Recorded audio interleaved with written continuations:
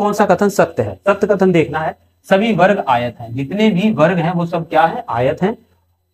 चलिए पहले तो वर्ग आयत की बात कर लें, बहुत जरूरी हो जाता है क्योंकि ये क्वेश्चन सबसे बेसिक क्वेश्चन है, हमें पता होना चाहिए वर्ग और आयत की क्या क्या अलग अलग प्रॉपर्टीज होती है। देखिए अगर हम वर्ग की बात करें तो वर्ग जो फॉलो करता है, तभी वर्ग होगा, वो क्या फॉलो करेगा, सबसे पहली बात इसके सभी कोण 90 डिग्री के होने चाहिए, 90 डिग्री के होने चाहिए, जो कि एक आयत में भी होते हैं, जो कि एक आयत में भी सभी कोण कितने डिग्री के होते हैं, 90 डिग्री के होते हैं, ये भी और ये भी।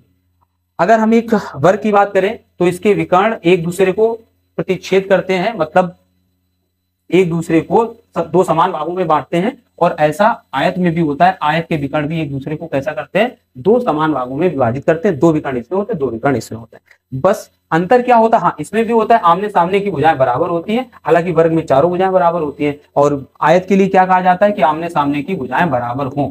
ये भी नहीं कहा जाता कि चारों भुजाएं बराबर हों, चारों भुजाएं बराबर हो तो भी कोई दिक्कत नहीं, लेकिन इसमें जो कहा जाता है आमने सामने की भुजाएं कैसी होनी चाहिए, बराबर होनी चाहिए। ठीक है, यहां तक तो हम समान रूप से चल रहे हैं। अब जो अंतर क्रिएट होता है वो कहां पर होता है, इसके विकर्ण जो होते हैं, इसके जो विकर्ण होते हैं वो कितने डिग्री पे, इसके जो विकर्ण होते हैं,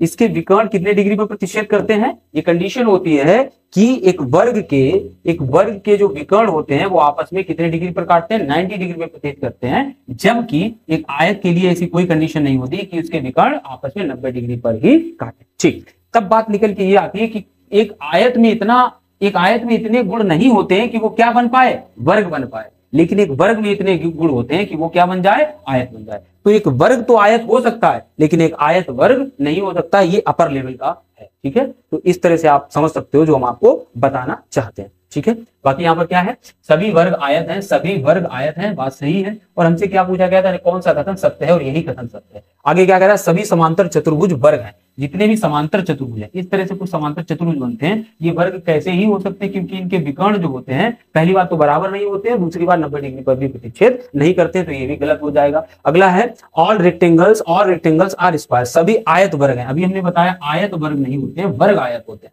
हो सकते हैं। ऑल रोम्बस आर स्क्वायर, सभी जो समचतुर्भुज हैं वो वर्ग है। समचतुर्भुज की अगर हम बात करें तो ये कुछ इस तरह से बनता है, समचतुर्भुज कुछ इस तरह से बनता है, और समचतुर्भुज का जो मेन गुण होता है वो ये होता है, इसके विकर्ण तो आपस में 90 डिग्री पे प्रतिच्छेद करते हैं, बट विकर्ण एक दूसरे के साइज के नहीं हो सकते, मतलब अलग बड़े और छोटे विकर्ण होते हैं इसमें। हालांकि भुजाओं के बारे में है कि इसकी चारों भुजाएं बराबर होती हैं, ये चीज सही है, बट ये भी नहीं है कि ये 90 डिग्री पर ही काटे। ठीक है, तो ये कुछ गुण होते हैं किसके, रोम्बस के। तो जो हमारा आंसर है वो क्या है, ए ऑप्शन है।